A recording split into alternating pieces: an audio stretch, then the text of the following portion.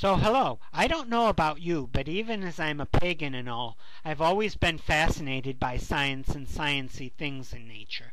Start talking about general relativity, quantum mechanics, or string theory and I'm hooked. Yet how is it that someone who's pagan and believes in magic is a science fan too? That's what I wanted to talk about here today. What is magic after all? What is science? And do the two have to be mutually exclusive? I don't think so. If magic's just presto changeo, then maybe they do. But who here really believes that it is? Who really believes that the ability to snap one's fingers can completely suspend the laws of gravity and make a person be able to fly like Superman when they jump off a plane? Who really believes that completely miraculous events can take place by the merest whim or act of will by the magician, both suspending natural principles and yet keeping the rest of the world around us chugging along as if nothing changed in the first place?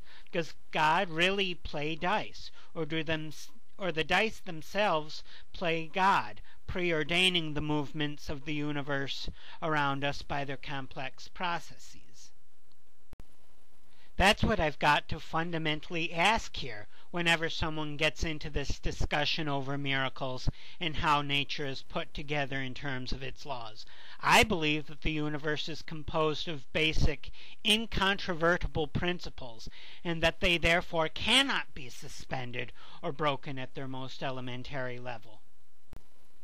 They may be accommodated to the larger reality around them, but ultimately they cannot change. They are what they are, and what seems like them being broken is in fact nothing more than the operation of another law or principle acting in their place. The sun cannot be made to actually dance in the sky like in the reports of contemporary spiritual apparitions.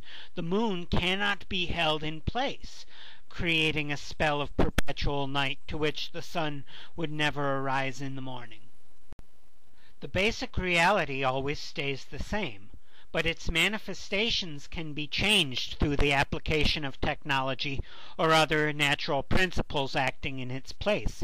We cannot fly of ourselves, but we can create conditions technologically where the semblance of flight is created for us through planes, helicopters, hovercraft, or some such other means. And though we cannot lift objects with sheer thought, what we can do nevertheless is construct physical systems that respond now to the electrochemical signals in our brains, thus mediating mechanical processes through thinking. Maybe not the kind of magic most people think of when they think of witches and wizardry. Regardless, it's no less fantastic. Science is neat, and when we stop to think of its intricacies, how can we possibly say they aren't magical in their own right? Like light behaving both like a wave and a particle when we put it through tests, like the double-slit experiment, or black holes bending space around themselves and warping objects like spaghetti with their tremendous gravities so that even light doesn't escape. That's fascinating. But it doesn't end there. Time slowing down when you approach the speed of light, the universe itself in its first moments after the Big Bang expanding faster than the speed of light. Tell me what's more magical than that.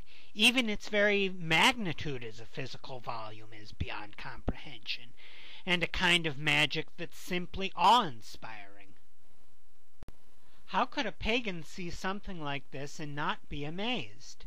But for whatever reason, pagans talking magic never seem to consider the science thing, and science people, except for the few who do, never really breach the magic of nature question, but for a quick passing remark. That to me is hard to understand. I'm a pagan. I believe in magic. But I also believe that a big part of it is science and the natural wonder of creation itself that we can better understand through scientific terms. So what is magic when it comes down to it? It's the deep structure of nature's processes that we understand analogously through our technological proficiency and scientific knowledge of the world. It's the art of tapping that power and its mystery and depth, just as in science we explore it through its known empirical dimensions. True magic isn't hocus-pocus illusions, pulling rabbits out of empty hats, or making things happen out of the blue without rhyme or reason, by the sheer power of our wills to do so. It's tapping into the inherent forces of the world to create effects that we'd otherwise call out of the ordinary, not because they're completely metaphysical or supernatural, but because we don't know entirely the material or natural basis for how they work. But just because we don't know doesn't mean such processes don't have a scientific explanation to their existence either. And that's the biggest point I want to get across here. We don't need to accept this idea that magic or miracles are completely out of the blue without any causal explanations underlying them other than magic was used to make them occur. Nor do we have to assume that all claims of magic are just frauds either. Reality is extraordinary, and it's time we accepted that and move on in uncovering the secrets of that magic for ourselves. That's what I've got to say here. Thanks for watching.